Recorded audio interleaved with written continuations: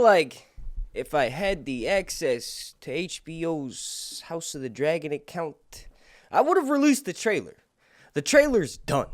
The first episode's finished, the second episode's finished, the third episode's finished. They're working on the last 7 episodes in CGI, if I had to guess. Here's the thing. Usually, we don't really get a trailer this early, and we're lucky to have gotten that teaser. In this video, we're going to discuss, some little-known House of the Dragon facts. Please, do me a massive favor and slap a like on this video. The like goal will be, ready? 69.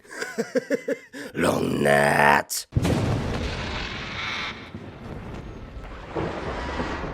Now, the first thing that I wanted to mention for this video, in particular, is Daemon's death. Now, I've discussed what happens at the Battle Above the God's Eye many a times, but just in short, Daemon searches the Riverlands for his nephew Aemon One-Eye. Remember, Aemon is on Vhagar. Vhagar is the last living dragon from Aegon's conquest, right? So, Vhagar's massive. It's kind of interesting that Daemon is unable to find him in the Riverlands. Like, the Riverlands is a big area, but it's just interesting that Daemon is unsuccessful. So he ends up traveling back to Harrenhal and slashes at the Godswood tree to mark the days and wait for his nephew. 13 days pass, and then eventually Aemon One-Eye shows up with Alice Rivers, who's supposedly carrying his child, and then he hops down and he's like, "You've lived too long, Nuncle." And then it's mentioned that specifically Aemon One-Eye does the 4 short chains to attach himself to his actual dragon, and he takes off. And Daemon, doing this at the same time the dragons take up in the air at the same time, Daemon, it's mentioned that he does not do his chains, and obviously in midair, right? Caraxes is way bigger, that's Daemon's dragon. Caraxes is way smaller than Vhagar, and because of this, he's way faster. So Daemon is able to get the other hand, takes up into the air quickly, and then, out of nowhere, bam, Caraxes rams into Vhagar and Aemon One-Eye, and then he jumps off of his dragon, while the two dragons are fighting at each other, and then Aemon One-Eye looks up, and then bam, Daemon slams Dark Sister down through his eyes so hard that the sword comes out of the back of his neck. What's interesting is that Aemon One-Eye's body is found several years later with the attached to the carcass of Vhagar, but it's mentioned that Daemon's body was never found. Now, there are queer currents in the God's Eye, in the River Trident, in the Riverlands in general. So much so that it's mentioned that when Rhaegar is killed at the Ruby Ford, some of his, this is mentioned in A Feast for Crows, in Brienne's chapter when she goes to the Quiet Isle, but some of the rubies that were on his chest when Robert Baratheon struck him down and scattered rubies to the wind, right? So it was like that situation in Friday where Debo got knocked the fuck out and the crackhead dude runs over and he goes, "You got knocked the fuck out," and then he takes his shoes, right?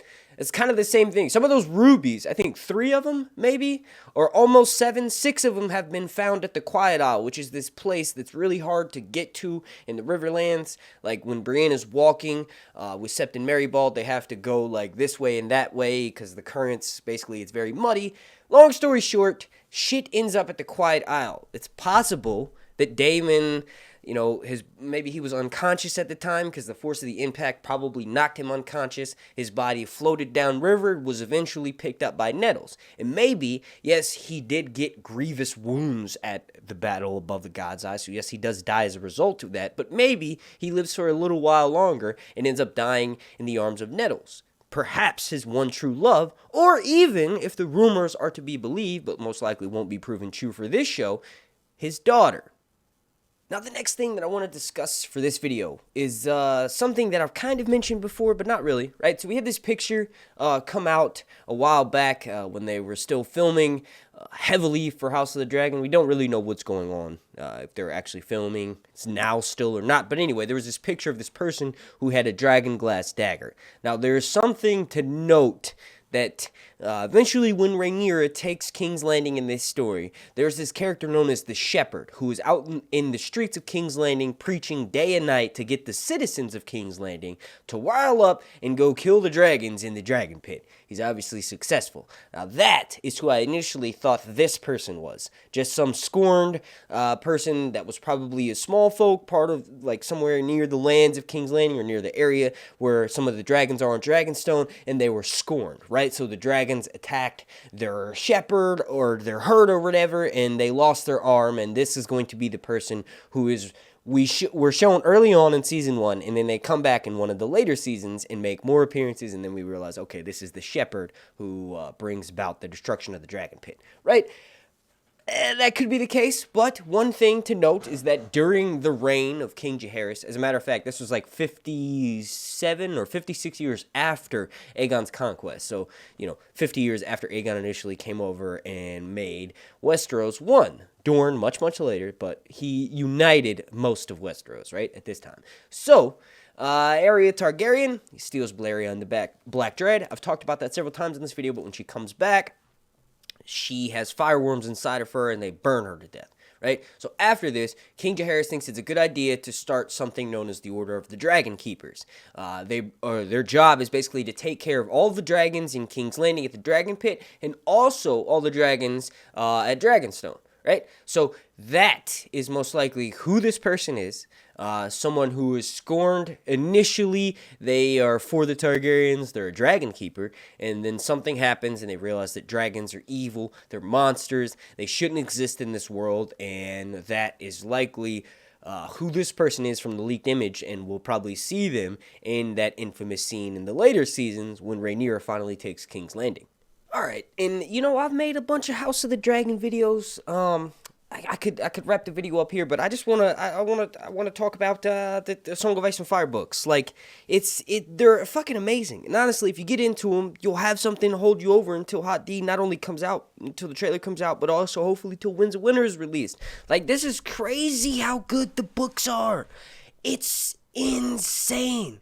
Like, okay, this is like my third time reading A Feast for Crows, but this is like the first time I'm actually understanding how great these books are.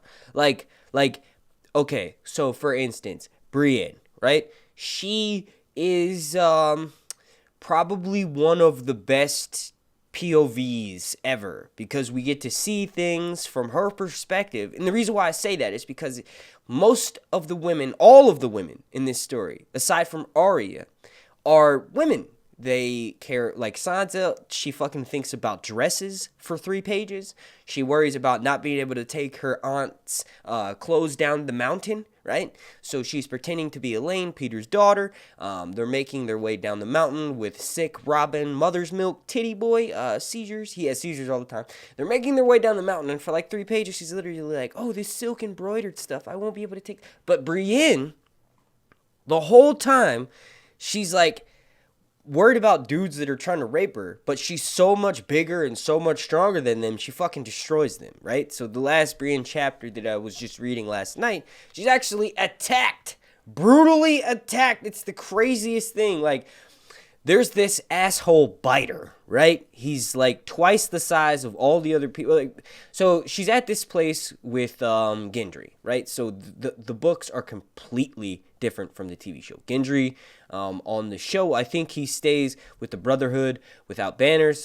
In the books, he's at this inn with a bunch of children, right? And Brienne notices that Gendry looks exactly like Renly, who's the brother of Robert. Except for Renly was prettier than Gendry. But anyway, the same hair, same eyes, right? So he's a Baratheon. Anyway, they hear men coming, and they walk outside, and Brienne sees one man is twice the size of the other ones, and he's wearing the Hound's helm. So shit happens, Brienne kills the first dude, and then Biter shows up. And he's so strong. And Brienne, according to her maester at arms, is stronger than most men. She's bigger, so she's got a lot of strength with her, right?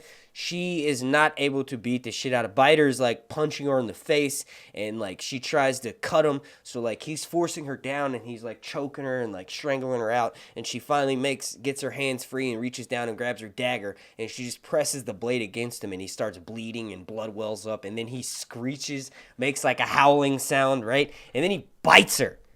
He bites her. He literally bites her, spits out the flesh. She's starting to lose consciousness. And then he bites her again. And this time, he swallows the flesh. And he lets out a crazy, like, shrieking sound. And she's like, oh my God, he's fucking eating me. And she's like, oh, but it won't matter soon because I'll be dead. And then he sticks his tongue out, and his tongue gets longer and longer, and it's dripping blood, and she's like, oh my god, how is his tongue that long? And she's like, his tongue is as long as a sword. That's when you realize, like, obviously, he's dying. Someone's pushing a sword through his neck. But before all that, Brienne has chunks missing out of her flesh. She's, it's so crazy. You have to read the A Song of Ice and Fire books if you already haven't done so. Please do me a massive favor and slap a like in this video. The like goal will be 69 or whatever. Make sure you're subscribed. Make sure you have those notifications turned on. But also, go and check out some of the more recent A Song of Ice and Fire videos I've made. I'm more focused and more in depth in those videos. Thank you all so much for watching. My name's Mark, and this has been Saltrisa Spostari Ixos. Long night, Sir Hunt's Reviews.